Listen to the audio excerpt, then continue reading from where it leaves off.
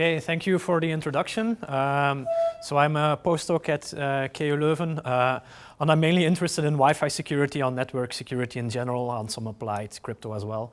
So as mentioned, I would say now about a year ago, I discovered an attack against WPA2. And that was quite surprising because for the last, say, 10 years, there weren't any real known weaknesses in the core of the WPA2 protocol. I mean, as long as you picked a secure password, you would be okay. You know, if you pick a weak one, you could do dictionary attacks.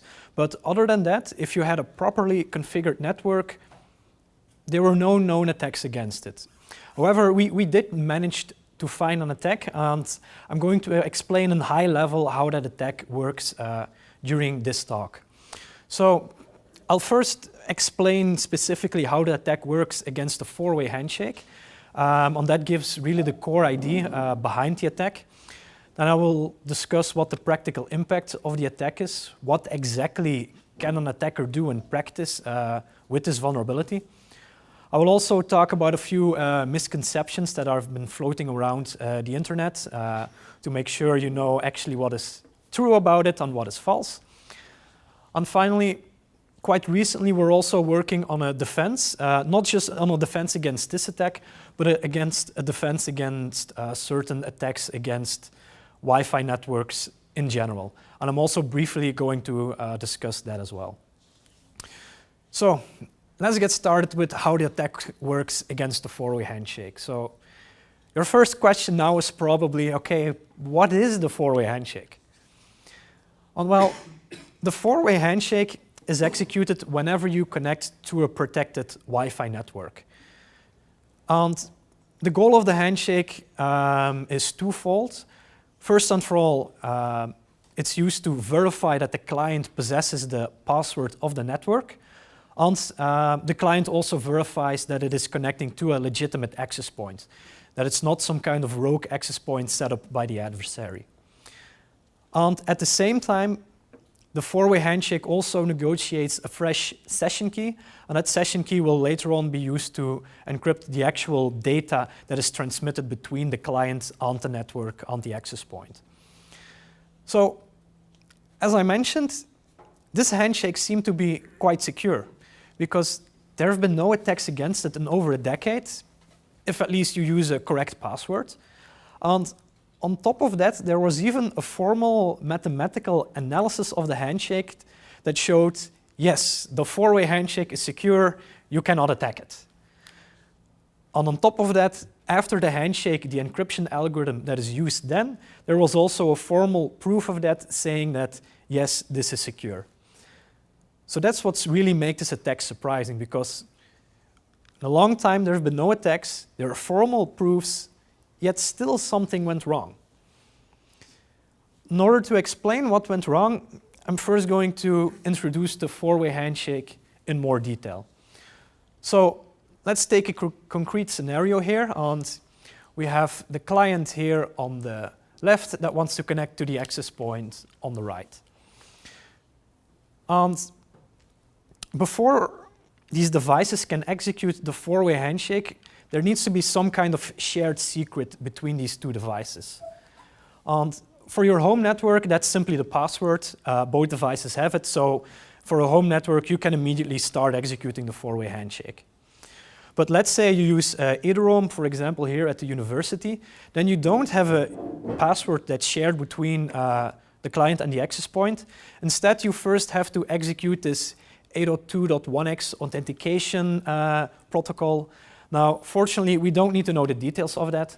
Basically, what happens that if you want to connect to, for example, Ederom, one of these enterprise networks, we have this special authentication protocol, and as the result of that protocol, there's a shared secret between both devices.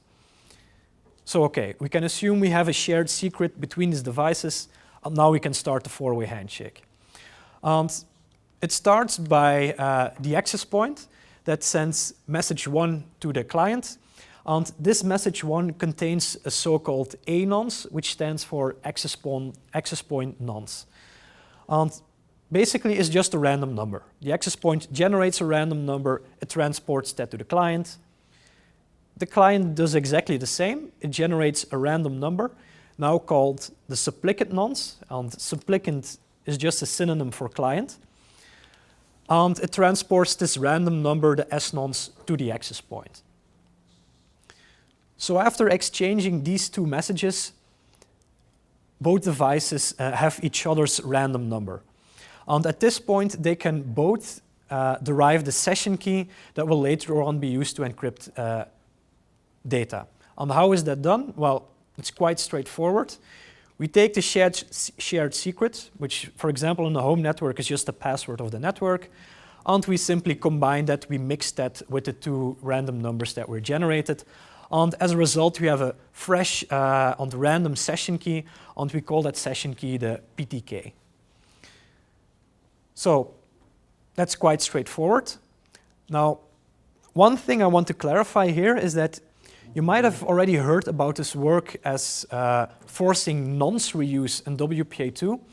Now, I do want to clarify here that nonce reuse does not refer to the A nonce and the S nonce.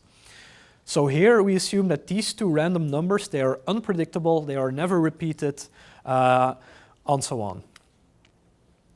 So okay, now both endpoints generated the PTK, and as the name implies, the four-way handshake consists of 4 messages, and simplified, the last 2 messages are used to confirm that both parties, that the client and the access point, generated the same session key.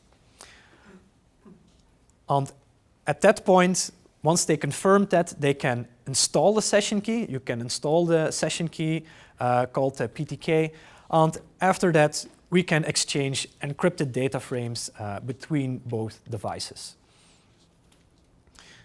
So now the last thing that I need to clarify is, how does this encryption happen?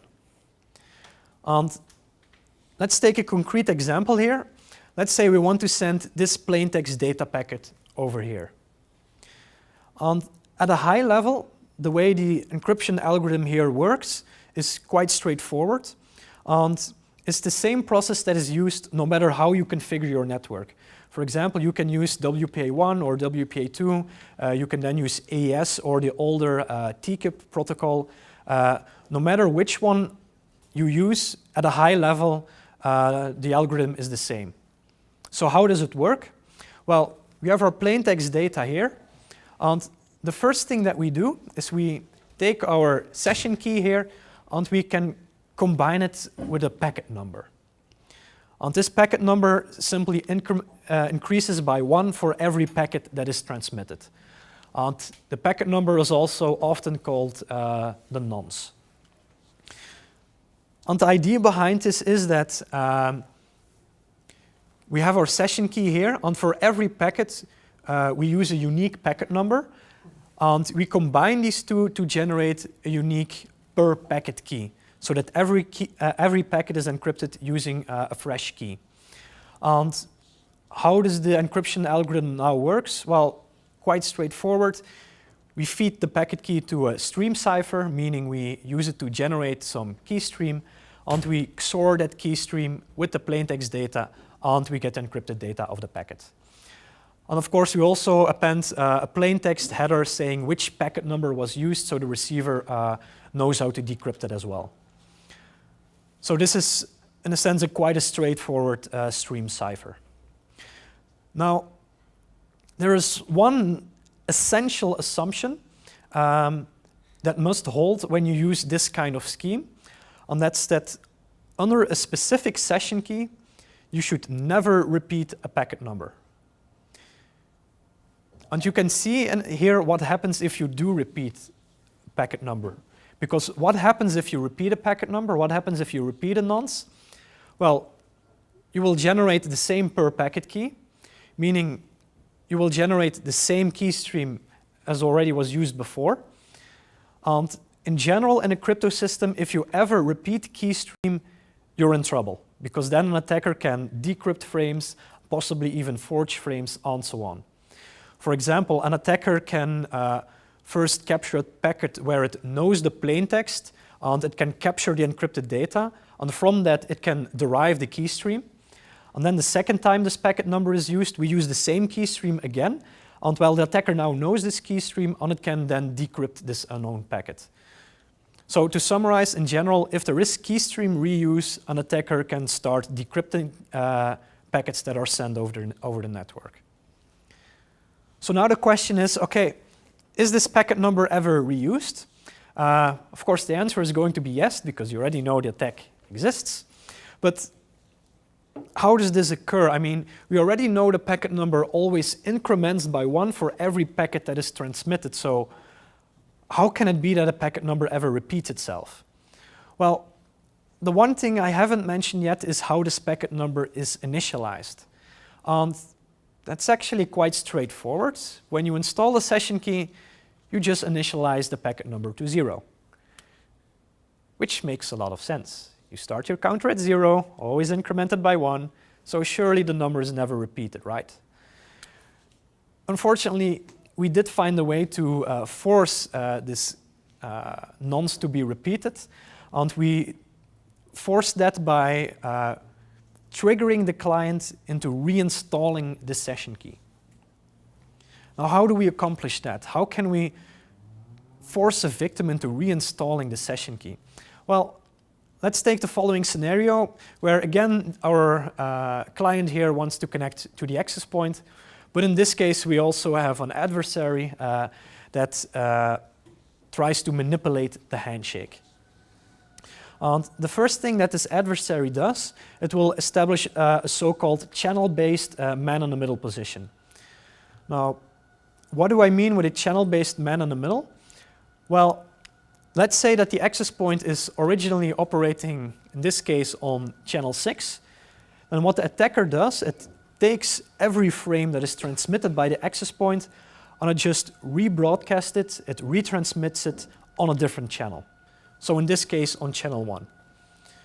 So practically speaking, we're cloning this access point on a different channel. And then we force the client to connect on this rogue channel, on channel 1. And the adversary will then forward frames between these two channels so the devices can still communicate. But the advantage is then, once the adversary has this man-in-the-middle position, the adversary can decide when to forward frames, or he or she can decide whether to block frames, and so on. So for now, let's just assume, okay, the adversary established this channel-based man-in-the-middle position.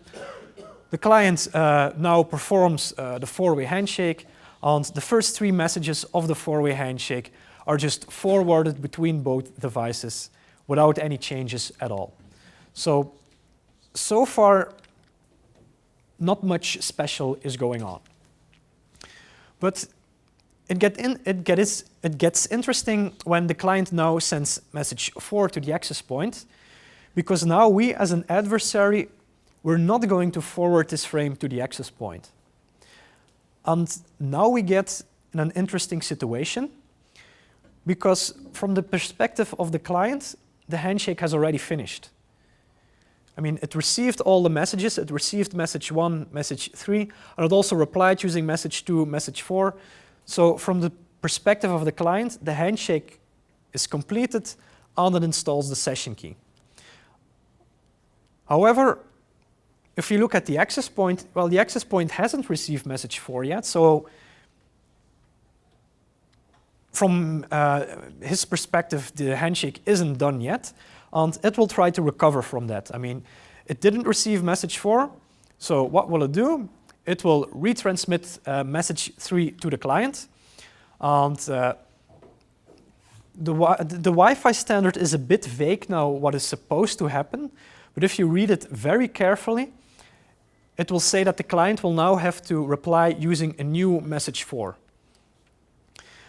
Now you can see here that this message 4 is now suddenly already encrypted under the session key. Normally that shouldn't be the case. The standard says that handshake messages should always be sent in plain text, but we found in practice that most clients already encrypt this handshake message under the session key, under the PTK. Now why is that the case? Well, it's quite simple. These handshake messages are normal data frames. And, well, the client installed the session key, it's sending a data frame, so it's going to encrypt it.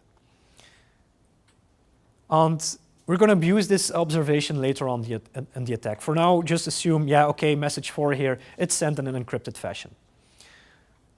What's more interesting is that the Wi-Fi standard explicitly says that whenever you've transmitted message 4, you should install, or in this case, reinstall the session key.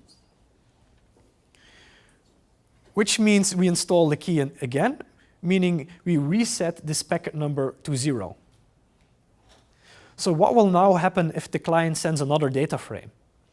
Well, it resets the packet counter to 0. So before sending a new message, it will increment it by 1, and then it will again use the nonce value of 1 to transmit the packet. And that's where we get into trouble, because now we can decrypt the contents of this frame. And if you look very careful at this diagram, you can see how it is possible, how we can decrypt this frame. So how does that work? Well,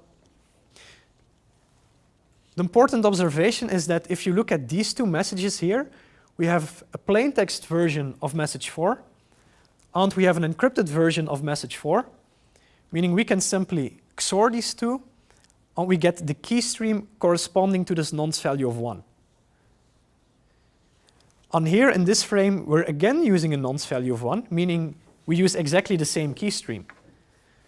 So if we just use this key stream to XOR this encrypted packet here, we get the decrypted content of that frame. And there you go, we now broke WPA2. So in my opinion, if you look at a high-level view of this attack, it's quite straightforward. I mean, it's not your crypto attack where you need to do a lot of fancy math, where then you need to do offline computation for God knows how long. The idea is quite straightforward, which is also then surprising that no one has found this yet. Another remark I want to make is, in this scenario, we assumed here that message 4 was sent in encrypted fashion, but even if message 4 was sent just in plain text, it's still possible to do these key reinstallations, and it's still possible to obtain, to basically predict the plain text to then derive key stream onto then decrypt packets. Okay, so that illustrates the high-level overview of the attack. Now, the same idea also can be performed against other Wi-Fi handshakes. For example, against the group key handshake, which transports the key that is used to encrypt broadcast and multicast packets, against the FT handshake, the DTLS handshake, and so on. Now, I'm not going to discuss each of those in detail, because the idea behind them is quite similar, really. So if you want to know the details, you can ask me later this evening if you have questions about it, or you can view the information about it online. What I now want to discuss after we now know how the attack roughly works is what's the actual practical impact of the attack. Because yeah, we know we can decrypt packets, but what else can we do with it? And let's say we have a device that's vulnerable to a key reinstallation attack. So this could be just a client device, or it could be an access point. For some handshakes, we can actually trigger reinstallations in the access point. And if we can then trigger a key reinstallation, the impact in general is that we can decrypt frames sent by the device that reinstalls the key. So that's what I just discussed in the diagram a few minutes ago. But a key reinstallation doesn't just reset this transmit packet number. When you reinstall a key, the so-called receive replay counter is also reset to 0. Now, what does a receive replay counter do? Well, as the name implies, it's just a counter that the receiver maintains, and it's basically the highest packet number that the receiver successfully received so far. And if it ever receives a packet number that is lower than this counter, it will reject that frame because it's a replay. So say that if an attacker, that I as an attacker would just take a frame and replay it, then the receiver would detect it because it notices that that packet number has already been used because it's lower than or equal to its receive replay counter. So if as an attacker you can reset that counter, then you, of course, it becomes possible to replay data sent towards the device that is under attack. Now, another important factor that influences the impact of our attack is the specific encryption algorithm we are using. For example, most modern Wi-Fi networks use AES-CCMP to encrypt frames. And if that encryption algorithm is used, then an attacker can decrypt and replay frames. Fortunately, the attacker is then not able to forge frames, so it cannot construct its own messages to then inject into the network.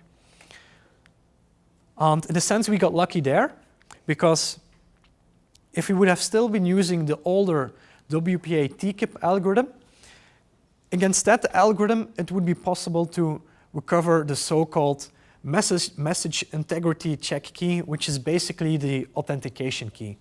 So in practice, what that means is that if for some reason you would still use this old encryption algorithm, an attacker would be able to forge frames and inject them into the network. And in this case, we would be able to specifically forge frames that appear to be sent by the device under attack. Now, what's even more interesting is that a few years ago, there was a new encryption algorithm introduced into the Wi-Fi standard called GCMP, which is known under the more marketing term of WiGig. Now, what's surprising there is that this is an algorithm that has been introduced after CCMP, so it's newer, but this algorithm would again allow us to recover the authentication key onto forged frames and inject them into the network. So that's surprising. I mean, we have this bit older algorithm here. There, if we reuse the nonce, you cannot recover the authentication key, but with this newer algorithm, we are able to recover the authentication key. Not only that, on top of that, the same authentication key is used in both directions, both to send frames from the client to the access point and from the access point to the client. So the impact here would be quite high if you use this algorithm. So in my opinion, we got lucky here that the attack wasn't discovered earlier, because then we could forge frames because TKIP was being used. And we're also lucky that the attack wasn't discovered in, say, 5 or 10 years, because then we would likely be using GCMP, which would again mean we could forge frames. So yeah, we got lucky that in a sense, we got lucky that we discovered it now. So another important factor that influences the impact of the attack is which specific handshake we are attacking. For example, if you are targeting the group key handshake, in that case, we cannot decrypt packets. Now, why is that the case? Well, that's because in the group key handshake, we are triggering key reinstallations in the client, but the client never actually sends encrypted broadcast frames. Now, why is it that the client never sends encrypted broadcast frames? Well, the way it works is, say that this client wants to send a broadcast frame. If this client would send it as a broadcast frame, then it would not reach all the clients in the network. So instead, what happens is that the client sends it as a unicast frame to the access point, and then the access point encrypts it, in a sense, a name of the client, and then broadcasts it to all connected clients. So this is maybe a bit tricky to understand, but basically the client never sends real encrypted broadcast frames, meaning the only thing we can do is, as an attacker, is we can only replay encrypted broadcast frames towards the client. We cannot decrypt broadcast frames. Now, you already discussed the four-way handshake. Against that handshake, we are attacking the client, and we can decrypt and replay frames. And depending on the encryption algorithm that is being used, we can also forge frames. Then we also have the FT handshake, and that's an interesting one. So first and for all, what is the FT handshake? Well, the FT handshake is used when you're already connected to a network, but then you roam from one access point to another access point. For example, you're walking through a building, maybe you're calling someone on WhatsApp or Skype, and then the FT handshake allows you to very quickly roam from one access point to another access point, so your call doesn't get drop, and you can fluently keep talking over WhatsApp or Skype.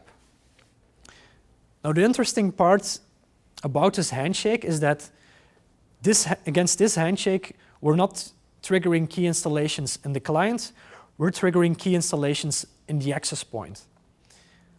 And on top of that, we do not need a man in the middle position to attack this handshake.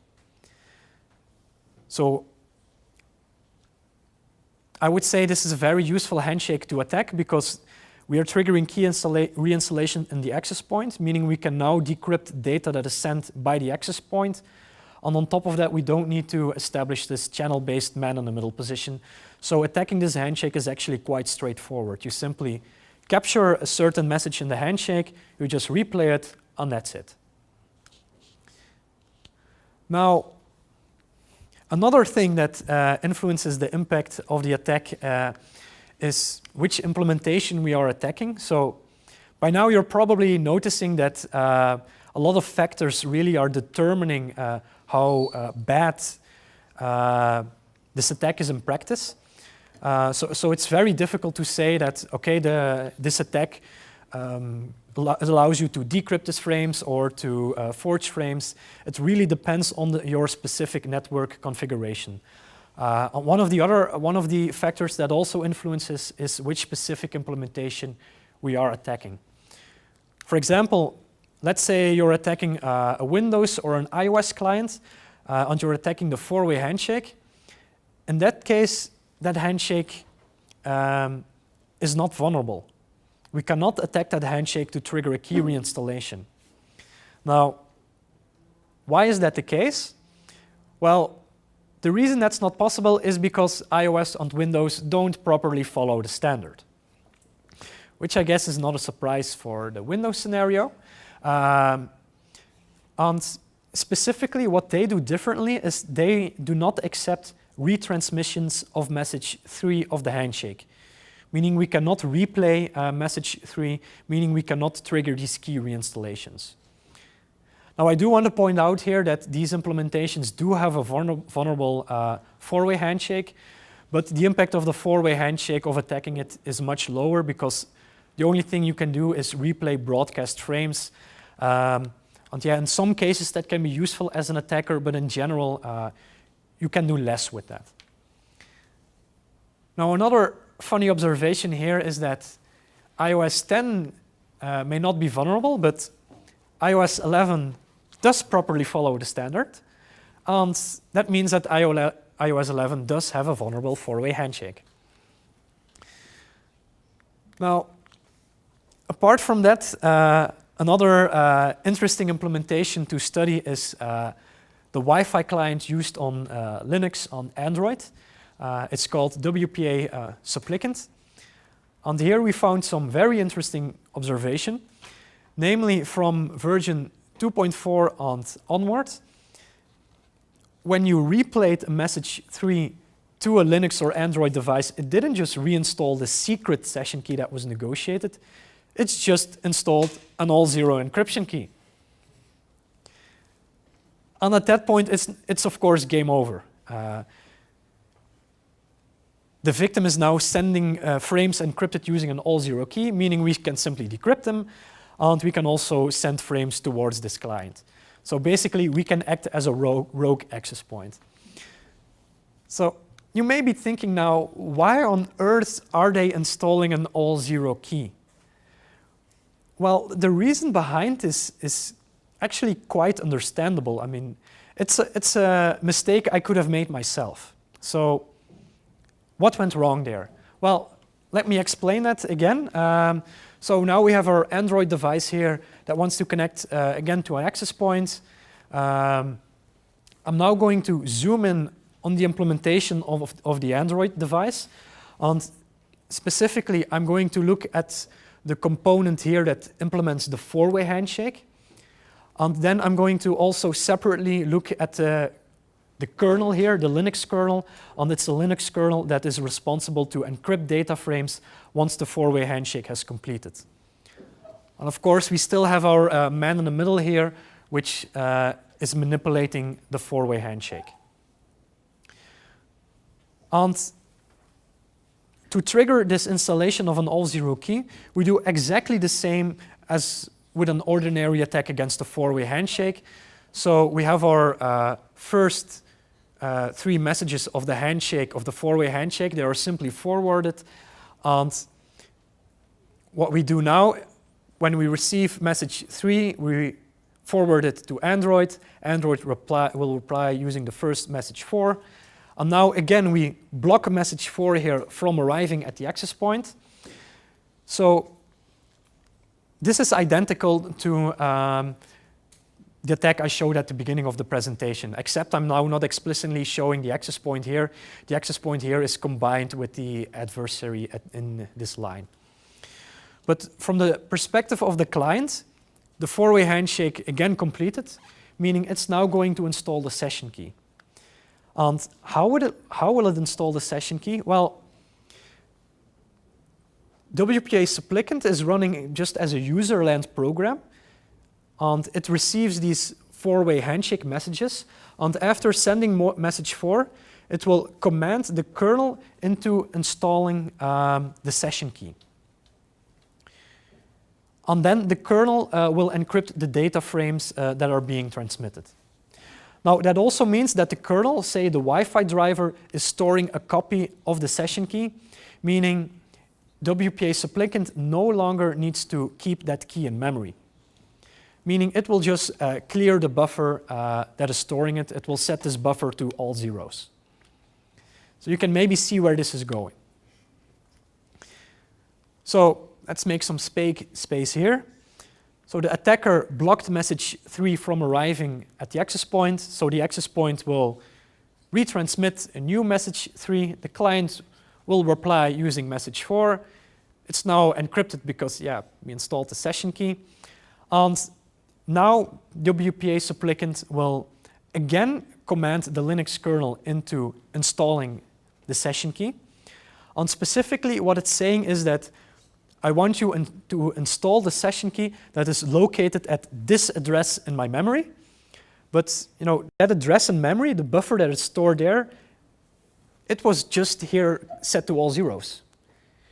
Meaning it's effectively commanding the Linux kernel into installing an all-zero key.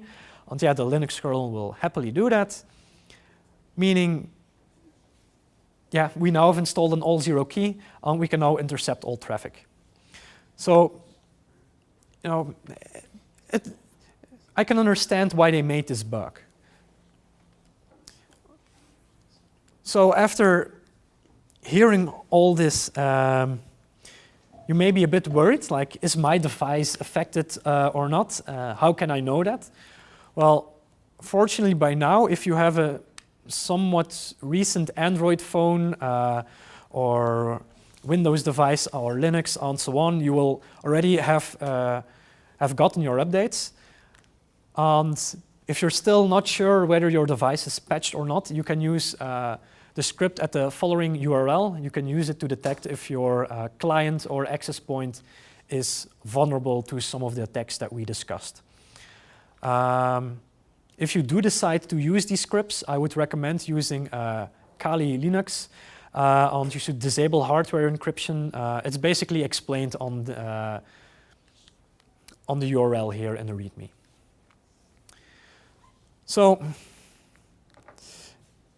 let's say you would actually do this, you would test which devices are still vulnerable, then most likely if you have some old device, you would notice that they are still vulnerable because the common example is old Android phones, they do not get updates.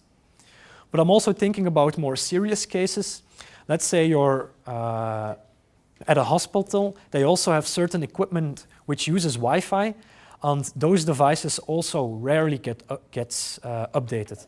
And ideally, we want to protect those clients that are vulnerable without having to update them. Now, fortunately, nearly all attacks against clients can be avoided by patching and modifying the access point. So, in particular, to prevent attacks against a four-way handshake, what we can do is, as an access point, we can simply not retransmit message 3 of the four-way handshake, and that would make it impossible to attack connected clients. The same is with the group key handshake. If there we also do not retransmit a certain message of the four-way handshake, we again would not be able to exploit and attack clients. Now, this does have a bit of a downside because we're now no longer retransmitting certain handshake messages. It could be that if you're in an environment with a lot of noise or a lot of people are using it, then it might take longer to connect to a network because if the first message 3 does get lost, then the handshake will just time out and you would have to reconnect again. But other than that, the impact seems to be quite low. And the other remark I want to make here is that, of course, if you have a vulnerable device and you connect with an access point that doesn't contain these extra defenses, then of course, it's still possible to attack your device, but that makes quite a lot of sense. So we now know how the attack works. We discovered some of the impacts in practice. I now want to cover some misconceptions that I've seen floating around the internet. And the first one is actually related to the remark I just made, and that's that some people say you only need to update your client or you only need to update your access point and then you're good. But in general, that's not the case. Why is that? Well, if you have an access point that's vulnerable and you then update that access point, then most vendors simply fix the vulnerability that was present in the access point. They do not implement these additional countermeasures that I just explained in the previous slide. So that means that if you update your access point, it likely won't contain these extra countermeasures, meaning it's still possible to connect a client if it's vulnerable. And the same way is true with a client. If you update your client, but you have a vulnerable access point, then you can still attack the access point. So really, you should update both your client and your access point.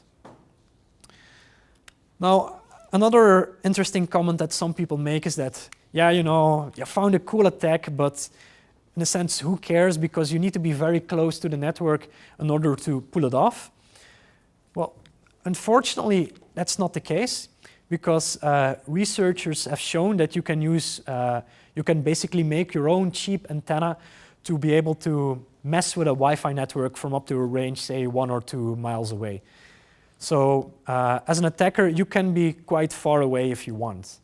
And I've also seen some interesting slides from the NSA that were leaked by Snowden. And there the NSA was able to make some kind of mechanism. I think it was some kind of drone or airplane, which is able to exploit a Wi-Fi network from up to 8 miles away. So they can do that from a very far distance. Now, obviously, they're talking about a clear line of sight without any buildings or trees in the way. But it shows that if you have a really motivated attacker, they can do this from a large distance. Now, another comment that some people make, and that's a very understandable comment, is that, okay, with your attack, you can decrypt frames that are sent right after the four-way handshake. In other words, right after you connected with a network. But at that point, there isn't really any useful traffic to decrypt because you have ARP requests, you have DHCP requests to initialize your IP address, you have TCP SYN packets to open TCP connections, but you don't have any useful data that is transmitted at that point. Now, unfortunately, that remark is wrong, because what you can do as an attacker is you can let a client connect to a network. You can then wait until it, for example, visits a website, and right before it visits a frame that, for example, has the cookie of the website, you can forcibly disconnect the client from the network. And then every operating system will immediately try to reconnect to the access point, and while it is reconnecting, it will buffer any outgoing frames. Meaning the client was about to transmit this interesting data that we want to decrypt. We forcibly disconnect the client. It is buffering that data. It will now execute a new four-way handshake. And then when we as an attacker are performing the attack, one of the first frames it will send is this data packet with, for example, a plain text HTTP cookie, which we can then decrypt. So in general, we have to assume that the attacker can decrypt any packet that they want.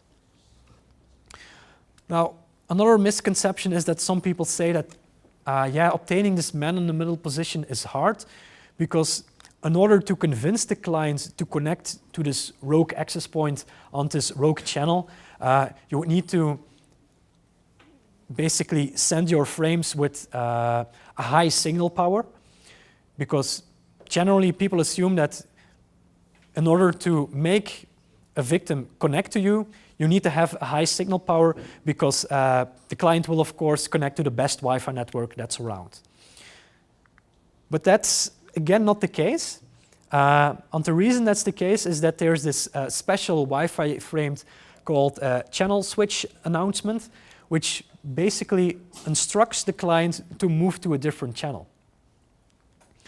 So what we can do is that if the client is connected to the legitimate access point on channel 1, we can just inject a channel switch announcement to force the client to switch to the different channel where our rogue access point is located on. So that's very easy to do as an attacker to establish this man-in-the-middle position. Now, another remark that some people say is that if you use the AES CCMP encryption algorithm, then no attacks are possible. But that's not the case, because even if you use this algorithm, you can decrypt packets and you can replay packets.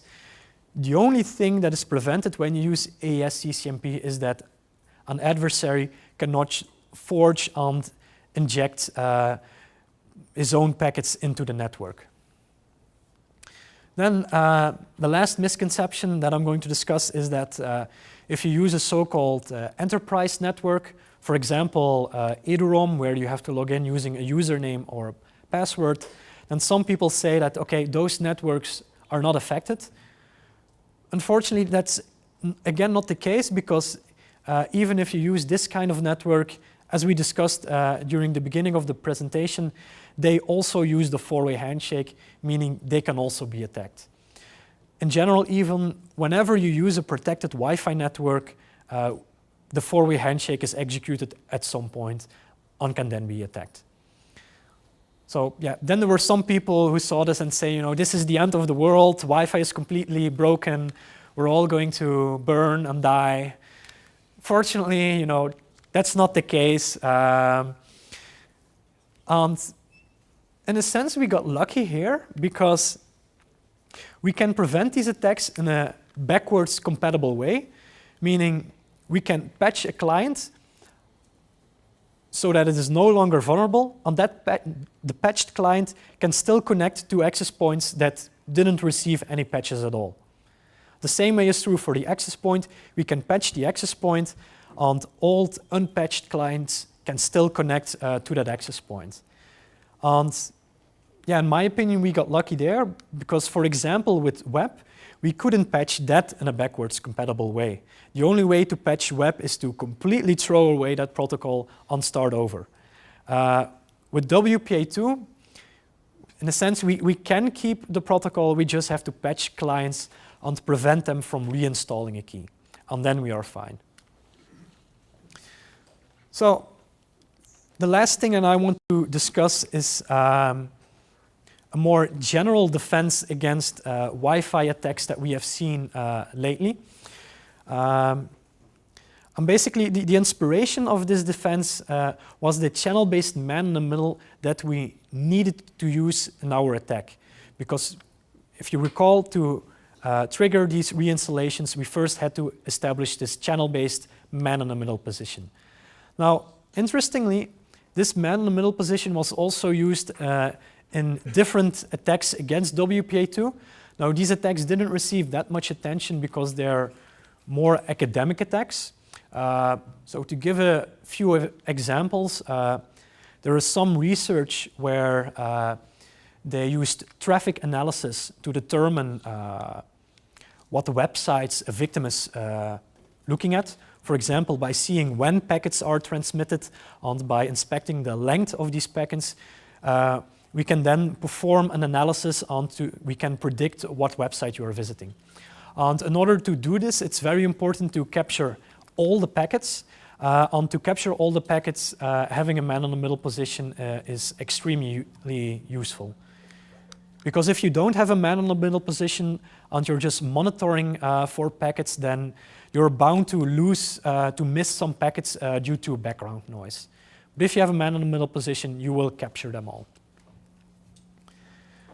Another example of an attack that needs a man-in-the-middle position is attacking this older WPA2 protocol.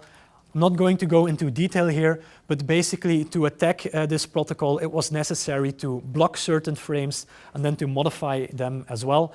And again, having this man-in-the-middle position is essential to pull that off. The same for certain implementation vulnerabilities that we noticed in the past. There again, it was essential to be able to block certain messages so we could then exploit these implementation-specific vulnerabilities. And finally, there are also a few other scenarios where having this man-in-the-middle position is essential in order to execute certain attacks. Now, if you want to know more about these attacks, again, same as before, you can ask me after the talk, or you can check our paper that we published this year. But in general, what we see here is that these fairly recent attacks, they all rely on a so-called, on this man-in-the-middle position. So it would be very useful if we could just prevent that man-in-the-middle position, because then we would make all these attacks a lot harder. So that was our goal. Our goal was to defend these channel-based man-in-the-middle attacks. So we're only looking at the situation where the attacker clones the access point on a different channel. We're not looking at more advanced methods to establish this man-in-the-middle attacks. And we will also assume with the defense that I'm going to present now is that the client and the access point are within range of each other. Because if they are not within range of each other, then, well, we can just act as a relay on forward frames over the same channel without any problem at all. But yeah, anyway, basically what we want to do is we want to make attacks harder by detecting the channel-based man-in-the-middle position. And if you know a bit about low-level software security, the idea is similar to stack canaries that prevent buffer overflows. So the idea with stack canaries is that you will not prevent all attacks. However, you will make a large proportion of them more difficult to exploit. And that's the same idea with our defense. It will not make man-in-the-middle attacks impossible. However, it will make them a lot harder to pull off in practice. So how do we prevent our man-in-the-middle? Well, it's very simple. When we connect to a network, we cryptographically verify the channel number in a sense that we are operating on, and that's it. If we notice that we're operating on a different channel that the access point is actually operating on, then we just disconnect. Now, one essential feature in order to do this, so this is a bit more technical background, is that we really need to unambiguously encode the channel we are operating on. And we do this using a so-called operating channel information element. And it basically consists of 3 fields. The first is the operating class, and simplified, it simply defines which regulatory domain you're operating on, which means which country. Then it also specifies the bandwidth of the channel. I'm not going to discuss that in too much detail. The most important one here is the channel number. That's the one you probably all recognize. This is the one that says whether you're operating on channel 1, 6, 11, or 36, and so on. And then we also need to take into account if you have so-called 80 plus 80 channels. Again, that's quite specific to Wi-Fi. We don't need to know all those details. Basically, what we're doing is we're verifying the channel we are operating on, and if the client then notices that it's operating on a different channel than we are now cryptographically verifying, then something is wrong, and we just abort the connection. Now, there is one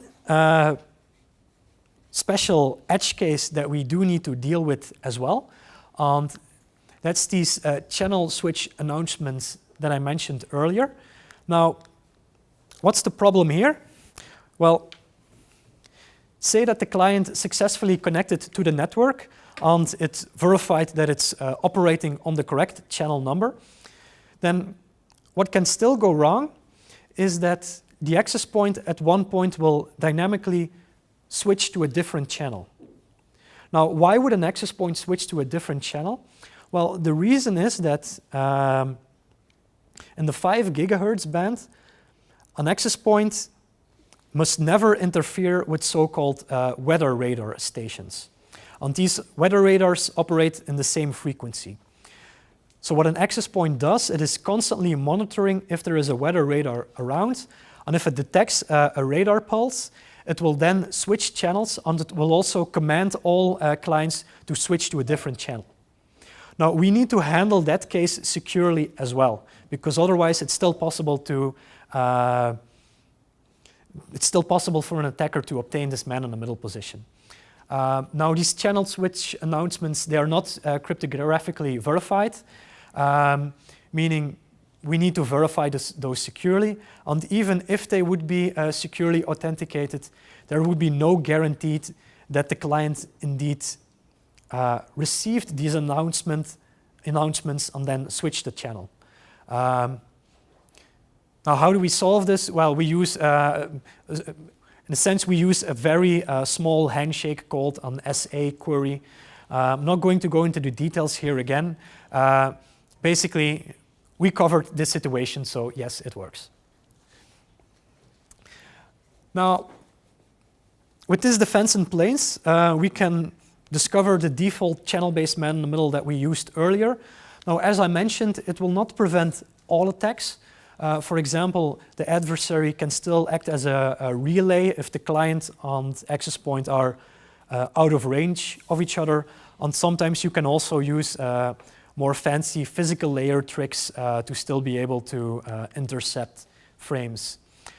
However, in general, the attacks get a lot harder. And on top of that, it's quite easy to implement, so there is still a huge advantage to using this defense. And I also have some good news here. We don't just have some academic research about this defense. Just a few weeks ago, this got included into the official Wi-Fi standard.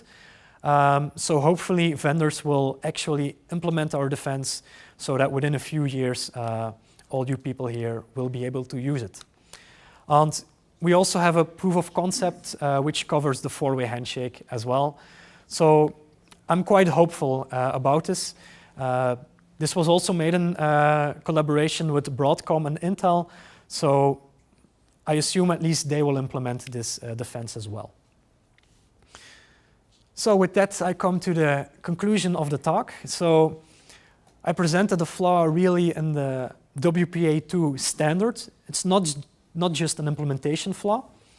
And the thing I find really interesting about this attack is that, yeah, WPA2 was around for more than a decade.